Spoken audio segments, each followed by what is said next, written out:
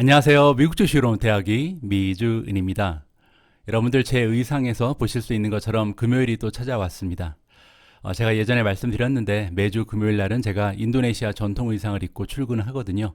저뿐만 아니라 우리 전 직원이 다 참여하고 있습니다. 사실 요즘에 인도네시아 상황은 굉장히 좋지 않습니다. 내일부터는요, 발리 전역 그리고 자바섬에 인도네시아에서 가장 큰 섬이 자바섬이거든요. 이 전역에 세미 록다운이 걸리게 됩니다. 그래서 오피스 근무자들은 100% 재택근무를 하게 되고요. 저같이 이제 어쩔 수 없이 출근을 해야 되는 필수 근무자 같은 경우는 50%만 출근을 허가하는 이런 상황이 발생하고 있습니다. 호텔의 점유율도 사실 10%가 되지 않은 굉장히 어려운 시기를 보내고 있습니다. 그럼에도 불구하고 저는 개인적으로 여러분 덕분에 기분 좋은 아침을 맞이하고 있는데요. 어제 제가 미주은 포트폴리오 6월 결산 업데이트 상황을 공개해 드렸잖아요. 그러면서 도미노 앱이라는 무료 주식 애플리케이션을 여러분들께 소개해 드렸습니다. 그런데 제 딴에는요, 좀 걱정이 많았거든요. 아무래도 광고 영상이 앞에 들어가게 되니까 여러분들께서 불편해 하시지 않을까 나름대로 걱정이 많았습니다. 그런데 오늘 아침에 일어나서 여러분들이 남겨주신 댓글들을 읽어보니까 너무나 좀 축하한다는 말씀 많이 해주시고, 또 다행인 것은 어제 소개드린 도미노 앱을 굉장히 좋아하시는 것 같아서 나름대로 뿌듯한 마음을 가지고 있습니다. 자, 이렇게 변함없이 미주은을 사랑해주시는 모든 분들께 제가 보답하는 방법은요, 양질의 컨텐츠를 매일매일 올려드리는 거라고 생각을 합니다. 7월 2일 방송도 열심히 한번 해보겠습니다. 자, 7월 2일 금요일 즐거운 마음으로 시작하는 오미주 읽어주는 남자, 바로 시작합니다.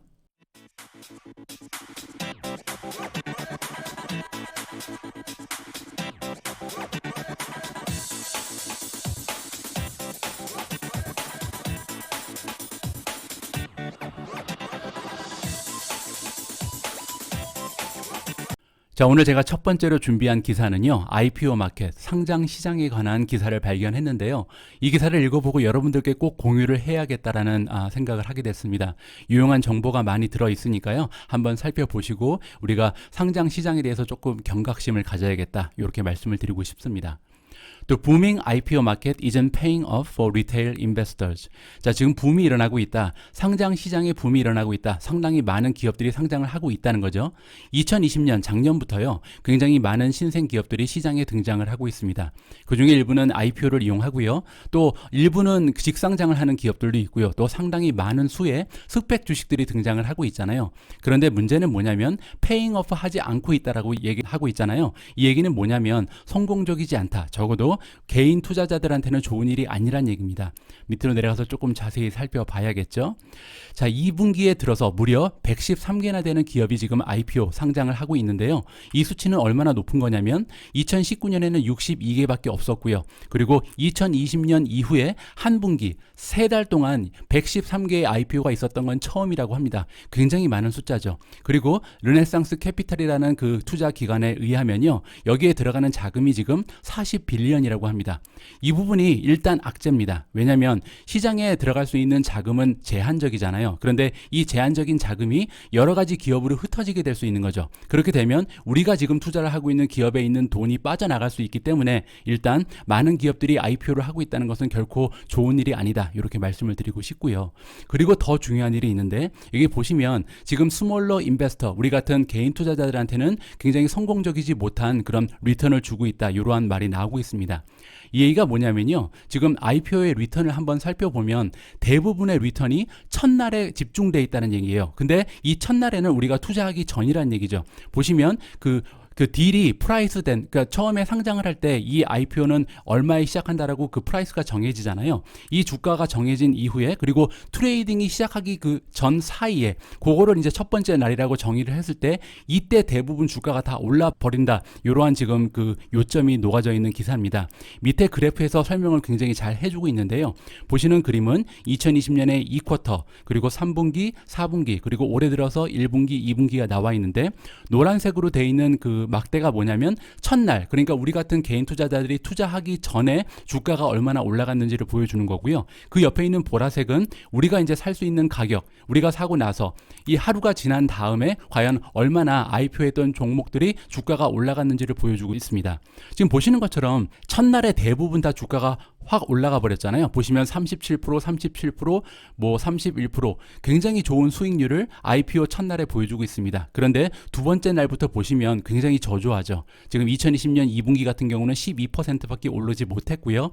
마이너스를 보인 분기도 있고 또한 28%, 마이너스 10%, 2%. 따라서 개인 투자자 입장에서는 IPO 종목이 아무리 좋다고 해도 일단 투자 기관들이 대부분 그 수익률을 올린 다음에 들어가게 되기 때문에 굉장히 위험할 수 있다. 이러한 내용을 여러분들께 꼭 공유하고 싶었습니다. 자, 오늘 제가 두 번째로 공유하고 싶은 내용은요, 프로젝트 스타라인에 관한 기사입니다. 프로젝트 스타라인은요, 최근에 있었던 구글의 그 애뉴얼 연간 행사에서 발표된 프로젝트 중에 하나인데요. 제가 이 프로젝트를 보고요, 어떤 생각이 들었냐면, 제가 가장 아끼는 종목 중에 하나가 줌이 있습니다. 저는 개인적으로 줌이라는 기업이 앞으로 굉장히 좋은 성장을 보일 거라고 믿고 있거든요.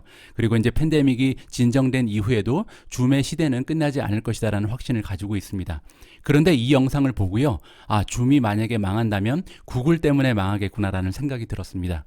그만큼 굉장히 대박 프로젝트라고 생각을 하고 있고요. 여러분들이 한번 직접 보셔야 좀 이해가 되실 것 같아서 이번에는 기사를 읽어드리는 대신에 직접 프로젝트 스타라인이 어떠한 모습을 갖추고 있는지 그 영상을 직접 짧게 확인하시도록 하겠습니다. 굉장히 재밌는 영상이니까요. 즐겁게 시청하시기 바랍니다.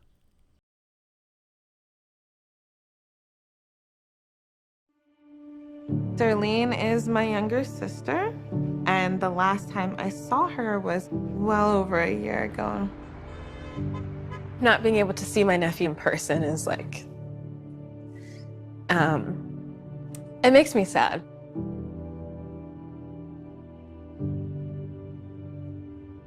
So imagine instead of looking at a screen, you're looking at a magic pane of glass.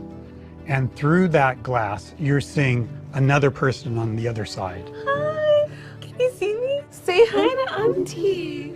Oh my gosh, I love you. Eddie! So, you look beautiful. And then you just start having a conversation, just like you would if you were physically together. Like, I feel like you're here. This is wild. I can see that curl in your hair. I can see how your sweater is falling. But then you'll be saying, put on a little lipstick, Maury. There are really three breakthroughs coming together here. One is the ability to capture people as they are. The second is the ability to compress that information and send it over existing networks efficiently. And the third is the ability to render that person viewable through a three-dimensional display. So it really feels like you're talking with someone right in front of you. We see this as a first step at applying technology to solve that really important problem that we often want to be together and we can't. Don't say goodbye. Don't go away. That was mind-blowing. I've seen a lot, but I've never seen this.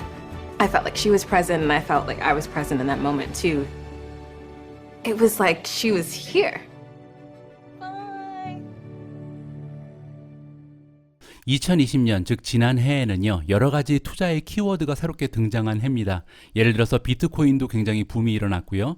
우리가 투자하고 있는 4차 산업혁명의 키워드들도 하나씩 대두가 됐었죠. 그리고 또 하나의 키워드가 떠올랐는데 바로 대마, 마리화나입니다.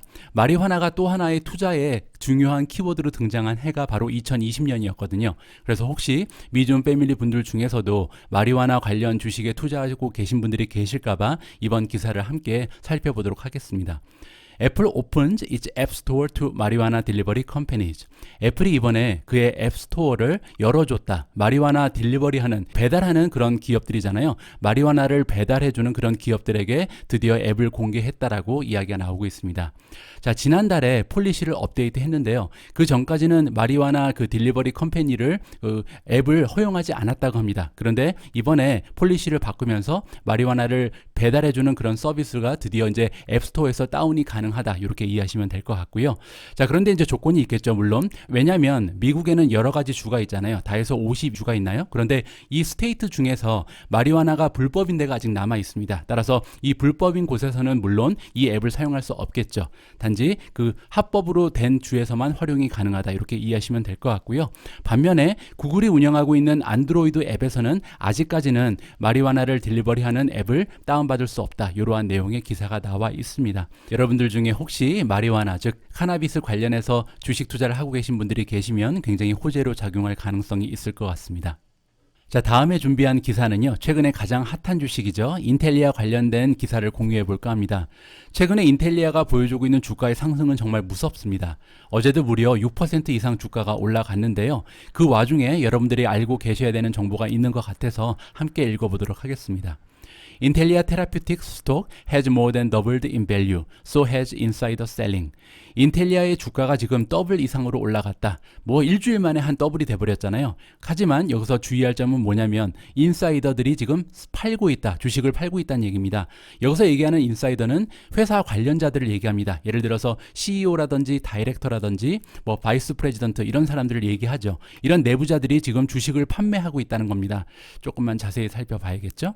인텔리아 테라피틱스는 지금 거의 트래블드 했다. 트래블이라는 것은 3배 정도 올라갔다는 거거든요. 올해 들어서 주가가 3배 가까이 올라갔는데 거기에는 굉장히 명백한 이유가 있기는 합니다. 굉장히 큰 호재가 발생을 했잖아요. 사상 처음으로 의료 자료가 지금 릴리즈가 됐는데요. 이 자료에 따르면 인보 크리스터를 이용해서 드디어 이제 에피카시라는 것은 효능이 나타났다. 그리고 안정성도 보장이 된다. 따라서 인텔리아가 개발하고 있는 크리스퍼 치료법이 효과도 있고 또 안정성도 있다는 것이 드디어 증명이 됐다. 이러한 소식이 전해지면서 지금 주가가 그 더블로 갑자기 일주일 만에 올라갔다는 얘기죠.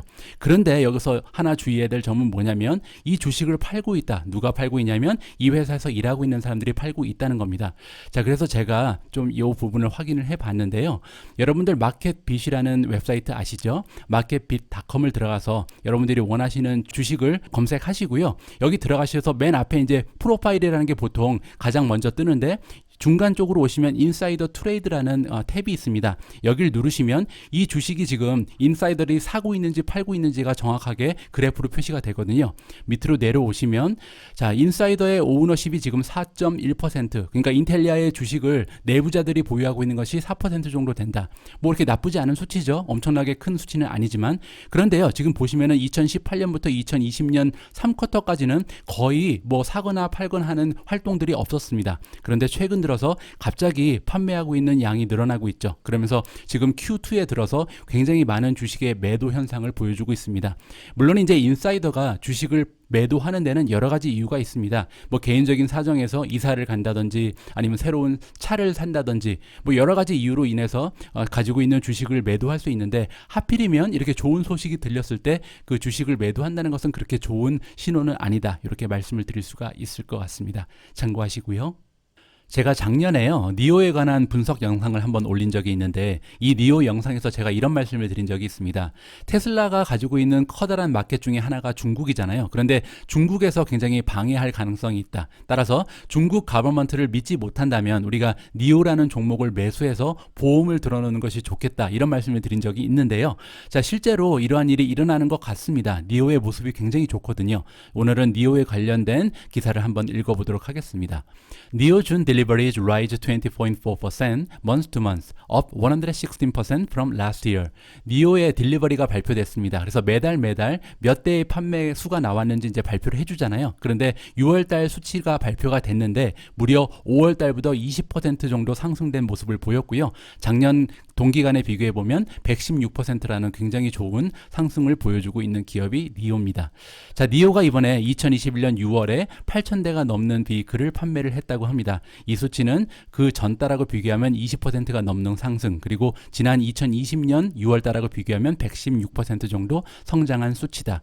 자, 그리고 2021년 2분기, 즉 4월달부터 6월달까지의 그 판매 실적을 바라보면요, 총 21,896대를 판매했고요. 이 수치 역시 굉장히 좋습니다. 2020년 2분기에 비해서 111.9%가 성장한 거고요. 그리고 2021년의 1분기랑 비교해서도 10% 가까운 성장을 보였습니다. 자, 그리고 21,896대라는 수치는요, 자체적으로 발표했던 가이던스에서도 굉장히 좋은 수치입니다. 1쿼터가 끝났을 때 그 어닝 보고서를 할 때요, 그 어닝에서 발표했던 2분기의 실적 예상은 21,000대에서 22,000대를 기록할 것이라고 자체적으로 예상을 했었는데 거기에 가장 끝에 걸려있는 거니까 굉장히 좋은 결과라고 할 수가 있겠죠.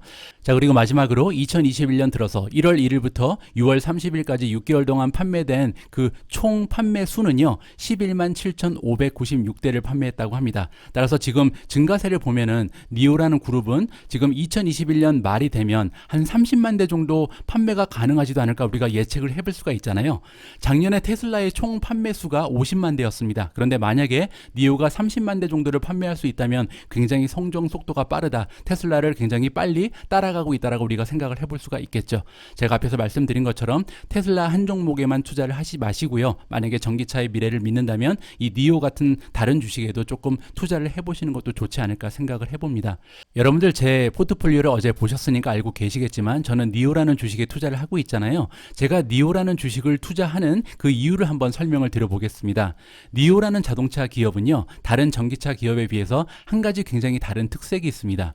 그 배터리 수압 스테이션이라는 게 있거든요. 즉 내가 자동차를 몰고 가다가 배터리가 방전되게 되면요, 스테이션에 들려서 배터리를 수압할 수 있습니다. 바꿀 수 있다는 거죠. 이 부분 때문에 사실 니오에 투자를 꺼리시는 분들도 많이 계십니다. 비용적인 부분이 굉장히 높기 때문에 성공 가능성이 없다, 이렇게 판단을 하시는 분들도 많이 계시는 것 같은데 제 생각은 조금 다릅니다. 왜냐하면 중국 정부에서 굉장히 많은 지원을 하고 있잖아요. 따라서 앞으로 성장 속도가 굉장히 급격화될 가능성이 있는데 지금 현재는 판매 수가 뭐 20만 대, 30만 대 정도밖에 되지 않기 때문에 아직까지는 좀 멀어 보이죠. 그런데 앞으로 계속해서 자동차 개수가 늘어난다면 거기에서 발생하는 매출을 이용해서 스테이션 수를 계속해서 늘려나갈 수가 있습니다. 그렇게 되면 니오를 운전하는 운전자 입장에서는 스테이션이 여기저기에 퍼져 있으니까 굉장히 니오라는 자동차를 가지고 있는 가치가 늘어날 수가 있잖아요. 이렇게 네트워크 효과가 발생할 수 있기 때문에 저는 앞으로 가면 갈수록 니오의 성장 속도는 빨라질 가능성이 있다, 이러한 기대감을 가지고 있습니다.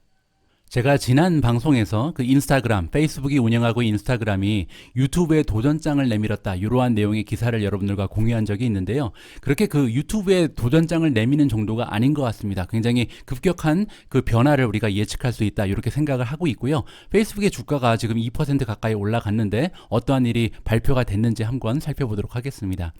Instagram plans some radical changes, no longer a photo sharing app.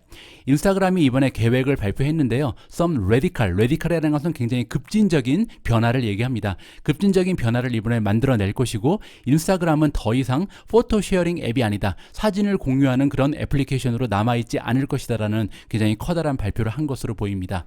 자, 페이스북이 가지고 있는 이 애플리케이션이 테스팅을 한다, 시범 운행을 한다는 거죠. 드라마틱 체인지, 여러 가지 굉장히 혁신적인 변화를 만들어낼 것으로 보이는데요. 그 일부를 좀 살펴보면요, 예를 들어서 풀스크린 비디오를 볼 수가 있게 되고요, 피드 상에서. 그리고 또한 지금 현재는 내가 팔로잉 하고 있는 그런 사람들의 콘텐츠만 보고 있는데 그렇지 않은 사람들이 올린 비디오도 볼 수 있게 된다, 이렇게 지금 이해를 하실 수가 있습니다. 뭐 예를 들어서 유튜브도 마찬가지잖아요. 여러분들이 팔로우하지 않는 사람들이 올린 비디오도 이렇게 내 메인 페이지에 뜨게 되죠. 비슷한 기능을 가지게 된다라고 생각하시면 될 것 같고요. 여기 나와 있는 내용은 아담 모셀이라는 사람이 말한 내용입니다. 자, 이분은 헤드 오브 인스타그램을 이끌고 있는 리더인 것 같은데요. 어떠한 얘기를 하고 있는지 한번 들어보시죠. 자, 솔직하게 얘기해서 정말 심각한 그런 경쟁이 지금 발생하고 있다. 틱톡은 이미 굉장히 성장해 버렸고 유튜브는 그보다 오히려 더 커졌다. 따라서 지금 굉장히 경쟁사들이 잘 나가고 있다고 지금 판단을 하고 있습니다. 자, 그러면서 굉장히 많은 스타트업도 등장을 하고 있다는 거죠. 따라서 우리는 그냥 있으면 안 되겠다. 그래서 우리는 이제 더 이상 포토, 사진을 공유하는 그런 애플리케이션으로 남아있지 않을 것이다. 여러분들은 지금부터 굉장히 많은 변화를 인스타그램을 통해서 보게 될 것이다, 이렇게 지금 얘기를 해주고 있습니다. 자, 밑으로 내려가서요, 지금 굉장히 커다란 세대의 체인지, 변화가 일어나고 있다. 소셜 미디어 상에서 변화가 일어나고 있다는 건데요. 예를 들어서 인스타그램 같은 경우는 픽처 퍼펙트니까 완벽한 그 사진을 보여주기 위해서 굉장히 노력을 하잖아요. 표정도 그렇고 그 찰나도 그렇고 또한 거기에다 또 편집까지 해서 올리잖아요. 이렇게 완벽한 모습을 보여주기 위해서 사용하던 그 소셜 미디어가 인스타그램이었는데 이제 틱톡 같은 것을 보면은 전혀 그렇지가 않다는 거죠. 틱톡을 보면요, 우리는 플로우즈, 내가 가지고 있는 결점들을 보여주고 또 나의 약점들을 보여주고요, 또 완벽하지 않은 모습을 보여주면서 그런 것을 하면서 오히려 더 펀을 느끼고 있다, 재미를 찾아 나가고 있다는 거죠. 자, 이러한 것이 지금 새롭게 등장하는 젊은 세대들의 특징이 아닐까, 이렇게 생각해 봅니다. 나는 나란 얘기죠. 나를 일부러 꾸며서 좋은 모습만 보여줄 필요는 없다. 이러한 식으로 지금 소셜 미디어가 발전하고 있다, 그런 방향으로 나아가고 있다는 것을 우리가 생각을 해봐야 될 것 같습니다. 자, 이런 추세에 맞춰서 틱톡이 굉장히 좋은 모습을 보이고 있죠. 보시면 올해 들어서요, 지금 평균 얼마 정도의 시간을 보내고 있는가. 데일리 인게이지먼트라는 것은 하루에 틱톡에서 사용자가 보내는 시간이거든요. 41분까지 올라갔다고 합니다. 원래는 37분이었는데요. 근데 이것을 만약에 우리가 인스타그램하고 비교를 해보면 33분밖에 되지 않습니다. 따라서 정적인 그 사진, 그리고 그 사진조차도 나의 본래 모습이 아니고 꾸며진 모습을 보여주는 그런 인스타그램으로는 더 이상 살아남을 수 없다는 것을 페이스북이 드디어 인지한 것 같습니다. 어제 미줌 포트폴리오 공개 영상을 보신 분들께서는 제가 테슬라라는 종목에 굉장히 비중 있게 투자하는 투자자라는 것을 알고 계십니다. 저 같은 투자자 입장에서 굉장히 안타까운 부분은 뭐냐면요. 최근 들어서 굉장히 테슬라에 대해서 안 좋은 기사들이 많이 쏟아져 나온다는 점입니다. 물론 과거에도 그랬지만 최근 들어서 그런 것 같은데요. 여기서 우리가 하나 기억해야 될 점은 뭐냐면 테슬라는 광고를 하지 않는 기업이거든요. 물론 이제 광고를 하지 않아도 홍보 효과를 충분히 누릴 수 있는 굉장히 유리한 위치에 있는 기업이고 또한 CEO가 거의 셀리브리티 수준이잖아요. 따라서 광고비를 괜히 지출할 필요가 없긴 합니다. 자, 그럼에도 불구하고 광고비를 사용하지 않는다는 것은 여러 가지 미디어 그룹 입장에서는 굉장히 얄미울 수도 있겠죠. 그렇게 봐서 그런지 좀 유독 테슬라가 잠깐 조금이라도 안 좋은 모습을 보이면 거기에 대해서 굉장히 집중 조명을 하는 그런 기사가 많이 나오고 있습니다. 자, 오늘 기사도 그러한 느낌이 조금 나는 것 같은데 함께 살펴보시죠. Tesla Model S Plaid caught fire while driver was at the wheel, says fire chief. 테슬라가 이번에 새로 출시한 모델이 있잖아요. 모델 S 플레이드인데 굉장히 최고의 세단이라는 평가를 받고 있고 지구상에서 가장 빠른 차라는 평가를 받고 있는 굉장히 야심찬 신제품이었습니다. 그런데 이 모델 S 플레이드가 이번에 불이 났다라는 기사인데요. 자, 그리고 그 드라이버가 운전석에 앉아 있었다. 굉장히 위험한 상황이었던 것처럼 지금 묘사를 하고 있죠. 파이어 칩이니까 소방 관계자가 지금 얘기한 것 같습니다. 자, 보시면요. 새로운 테슬라 모델 S가 이번에 그 불이 발생했는데 화재가 발생했는데 드라이버가 운전석에 앉아 있었다라고 소방 당국에서 얘기를 해주고 있다. 펜실베니아에서 발생한 일인 것 같고요. 자, 지금 보시면 드라이버는 이름을 밝혀지지 않았다. 하지만 그의 그 변호사에 의하면요, 스모크를 봤다. 연기가 나오는 것을 봤다는 거죠. 그래서 어쩔 수 없이 자동차 밖으로 나와야 됐다. 따라서 연기가 나오는 걸 보면서 차 밖으로 나왔다는 건데 굉장히 위험한 상황이 있었던 것처럼 묘사를 하고 있죠. 자, 테슬라는 모델 S 플레이드를 지금 판매를 시작했다. 6월 달에 시작했잖아요. 따라서 지금 막 판매를 시작한 이런 새로운 차종인데 이렇게 안 좋은 뉴스가 보도가 되면서 어느 정도 그 이미지에 좀 타격을 입지 않을까 안타까운 마음을 가지고 있습니다. 자, 반면에 미디어에서 굉장히 긍정적인 호의적인 기사를 많이 발표해주는 기업도 있습니다. 우리가 많이 투자하고 있는 엔비디아인데요. 오늘 역시도 두 개나 호의적인 기사가 발견돼서 여러분들과 공유를 해볼까 합니다. 굉장히 중요한 내용입니다. 5 blockchain enters pact for 66 million of NVIDIA GPUs. 자, 5 블록체인이라는 기업이 있습니다. 제가 알기로는 어제 상장한 것으로 알고 있습니다. 굉장히 신생 기업이죠. 그리고 이름에서 아실 수 있는 것처럼 블록체인 관련된 기업이죠. 자, 5 블록체인은요, 쉽게 얘기하면 채굴 기업입니다. 가상화폐를 채굴하는 그런 전문 기업이라고 보시면 될 것 같고요. 자, 이번에 계약을 했는데 그 금액이 무려 6,600만 달러 정도 되는 대형 계약을 이번에 엔비디아 GPU를 사기 위해서 체결했다. 이렇게 보시면 될 것 같습니다. 자, 5 블록체인 테크놀로지가 조인했다, 합류를 했다는 거죠. 엔비디아가 운영하고 있는 클라우드 서비스 프로바이더 프로그램에 합류를 했는데요. 그러면서 이제 계약을 마무리했다. 이번 계약권의 밸류, 가치는 6,600만 달러 정도가 된다. 자, 그러면서 GPU가 딜리버리가 될 텐데 언제 가져가냐면 2021년 리메이닝 먼스니까 앞으로 계속해서 그 매달 배달이 될 것으로 생각이 됩니다. 따라서 GPU 열심히 만들어야겠죠. 엔비디아 입장에서는. 자, 그리고 이제 프랭크 홈즈라는 사람은요, 그 5의 이그젝티브 체어맨 회장님인 것 같은데 이분이 말씀하시기를 지금 우리가 엔비디아 GPU에 투자를 하는 이유에 대해서 이렇게 얘기하고 있습니다. 우리는 님불하게 될 것이다. 님불이라는 건 굉장히 재빠르다는 얘기거든요. 따라서 채굴을 빨리 할 거란 얘기를 이렇게 고급스럽게 하고 있고요. 그리고 앞으로도 파워를 할 수 있는데 피봇이라는 것은 이렇게 중심을 잡는 거거든요. 지금 가상화폐라든지 그 블록체인 분야에서 굉장히 혁신적인 모습 그리고 많은 변화가 일어나고 있는데 여기서 중심을 딱 잡고 우리는 잘 해나갈 수 있을 것이다라는 좋은 전망을 하고 있습니다. 따라서 앞으로도 그 엔비디아가 판매하고 있는 그 GPU의 양, 특히 이 가상화폐 관련돼서는 결코 줄어들 기세가 보이지 않는다. 이렇게 우리가 전망을 해볼 수가 있는 거겠죠. 그런데요, 사실 엔비디아라는 기업의 전망에 대해서 우리가 긍정적인 평가를 하는 이유는 가상화폐뿐만이 아니라 더 중요한 부분이 있죠. 바로 데이터 센터입니다. 자, 이번에는요, 데이터 센터 관련된 기사가 있어서 여러분들과 공유해 볼까 합니다. NVIDIA gets street high price target at BMO, On Data Center Evolution. 자, 엔비디아가 이번에 스트리트 하이, 월가에서 주는 프라이스 타겟 중에 가장 높은 프라이스 타겟을 받게 됐는데요. 이러한 프라이스 타겟을 준 기관의 이름은 BMO입니다. 자, 그리고 그 이후로는 데이터 센터가 지금 진화하기 있기 때문이다. 이렇게 설명을 해주고 있는 것 같습니다. 자, 엔비디아의 데이터 센터 비즈니스는요, 몇 년 안에 32빌리언까지 규모가 확장될 것으로 지금 예상을 하고 있습니다. 자, 그러면서 BMO라는 기관에서 이번에 프라이스 타겟을 올렸는데요. 무려 $1,000까지 올려줬습니다. 원래는 750이라는 예상 주가를 주고 있었던 기관인데 이번에 큰 마음 먹고 $1,000까지 올렸다. 이렇게 우리가 생각을 해볼 수가 있고요.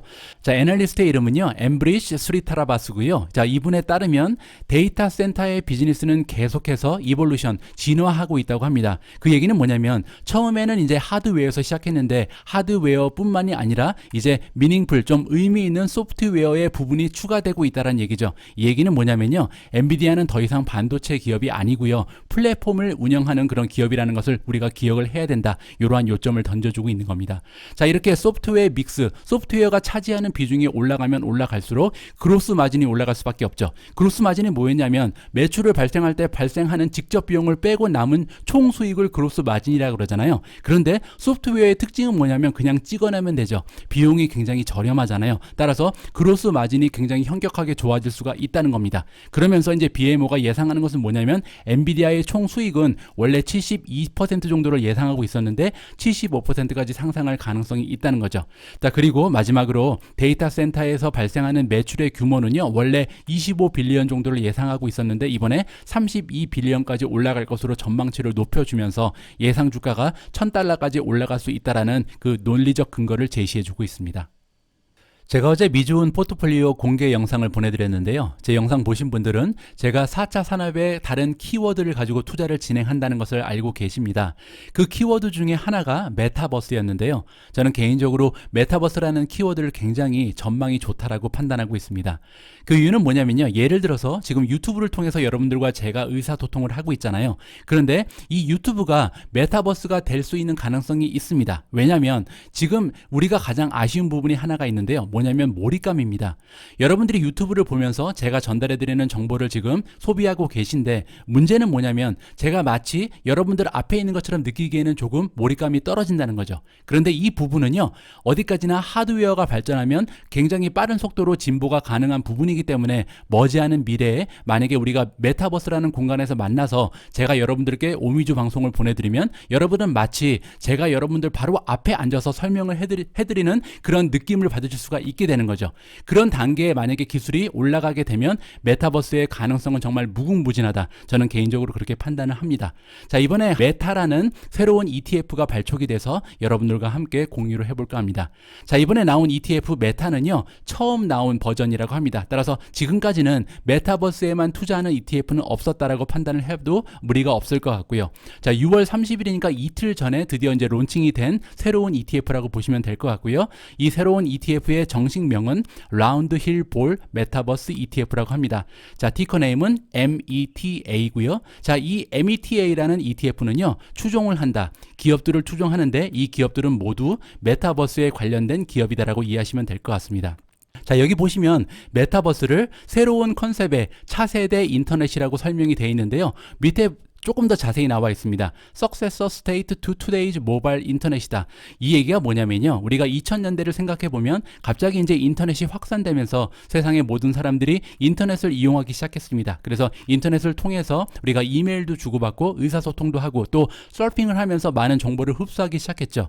그리고 나서 한 10년 정도 지나서 2010년대가 오는데 2010년대에는 그야말로 모바일 혁신, 모바일 혁명이 시작됐죠. 그래서 대부분의 사람들이 모바일 폰을 보면서 하루에 일과를 꾸려나가는 그런 시대가 시작됐습니다. 자, 그런데 앞으로 몇 년 안에 메가버스의 시대가 나올 수 있다는 거죠. 이제 모바일 인터넷의 시대가 가고 모바일 인터넷을 대신해 줄 가상 현실이 드디어 이제 우리 곁에 찾아온다. 앞에서 말씀드린 것처럼 몰입감이 떨어지기 때문에 메타버스가 발전하지 못하고 있는데 분명히 하드웨어적인 부분이기 때문에 얼마든지 단시간에 극복할 수 있는 그런 이슈다라고 저는 판단을 합니다. 자, 그러면서요, 블룸버그가 예상해주는 마켓 오퍼튜니티, 시장의 규모가 나와 있는데 있는데 메타버스 시장의 규모는요 800빌리언까지 올라갈 수 있을 것이라고 생각을 합니다. 지금 2025년 전망이거든요. 따라서 2025년 앞으로 한 4년 후가 되면 메타버스 시장의 규모는 무려 800빌리언. 800빌리언이면 얼마죠? 8천억이잖아요. 8천억까지 규모가 확산할 수 있는 그런 시장이 바로 메타버스다. 따라서 우리는 메타버스라는 그 새로운 키워드에 조금 관심을 가지고 투자를 할 필요성이 있다. 이렇게 말씀을 드리고 싶습니다. 자, 이번에 나온 메타버스 전문 ETF죠. 메타의 포트폴리오를 보면요. 여러 가지 기업들이 들어가 있습니다. 컴퓨터 관련 기업, 그리고 네트워크, 버추얼 플랫폼, 뭐 인터체인지 스탠다드, 페이먼트, 결제도 들어가 있네요. 콘텐츠를 만드는 기업, 그리고 하드웨어, 아까 말씀드린 것처럼 몰입감을 높여줄 수 있는 그런 기업들이 여기 들어가 있겠죠. 자, 그러면서요. 이 인덱스는 밸런스가 쿼털리니까 3개월에 한 번씩 밸런스를 바꿔준다. 따라서 새로운 기업들이 들어오기도 하고 떨어져 나가기도 하고 또 비중이 조절이 되겠죠. 6월 30일 현재 그 메타라는 ETF에 세 가지 가장 포지션이 높은 비중이 높은 기업들을 보면요. 엔비디아가 1위입니다. 7.92%, 2위가 텐센트, 3위가 로블록스가 5.13%가 들어가 있다. 이렇게 이해를 하시면 될 것 같습니다. 자, 오늘 제가 오미진님과 함께 준비한 영상은요. 그래서 이 메타라는 ETF를 만든 창립자의 인터뷰를 한번 준비해 봤습니다. 여러분들 혹시 메타버스의 투자에 관심이 있으신 분들은 이 영상 보시면 어느 정도 많은 부분 이해가 가능하실 거라고 보고요. 이 영상도 끝까지 즐거운 마음으로 시청하셨으면 좋겠습니다. 자, 세계 곳곳으로 퍼져나가고 있는 델타 바이러스의 영향으로 여러모로 좀 우울한 마음으로 맞이하는 금요일입니다. 그리고 주말인데요. 그래도 긍정적인 마음 자세 잊지 마시고요. 즐겁게 행복한 마음으로 금요일 그리고 주말 보내시기 바랍니다. 오늘도 함께 해주신 모든 분들 진심으로 감사의 말씀드리고요. 저는 내일 새로운 컨텐츠 가지고 다시 인사드리도록 하겠습니다. 우리 모두가 미국 주식 투자로 은퇴하는 그날까지 다 함께 화이팅입니다. 행복한 하루 되세요. 감사합니다. A new ETF is taking investors into the metaverse, the virtual online world that investors may remember hearing about when Roblox went public. Launched under the ticker META, the fund tracks the Ball Metaverse Index and includes companies like NVIDIA, Tencent, and Roblox. Joining us now in a first on CNBC interview, Matthew Ball, managing partner at Papillion and Company, one of the creators behind the Metaverse ETF, and indeed the list of things that the ETF will track. So, first question, Matthew, just sum up as briefly as you can for us what the Metaverse is and the types of companies that will be in this ETF. Sure. Well, first of all, thank you for having me today. The best way to understand the metaverse is to see it as a sort of quasi-successor state to the mobile internet at large in many of the same ways in which the mobile internet succeeded the fixed line internet of the 90s and early 2000s. In this instance, rather than taking the internet from our PCs in our living room to our pockets and mobile phones, it is connecting it in a virtual regard, virtual worlds, augmented reality, persistent spaces where most of our purchases, much of our time is not about buying things for the real world through the internet, but buying the unreal or non-real things within these virtual spaces. For the most part, it's expected to transform everything from fitness to wellness, how we entertain, how we socialize, how we date, as far as sex work and so forth. And to that extent, it has become the newest obsession of all of the biggest tech companies in the world. We're showing something from one of your blogs, if we can put it back up again, in terms of the type of subsectors that you will include: hardware, computing power, networking, payments, content services, etc. We mentioned some of the companies, Tencent, NVIDIA. I mean, it's not wildly different from just buying the QQQ, is it?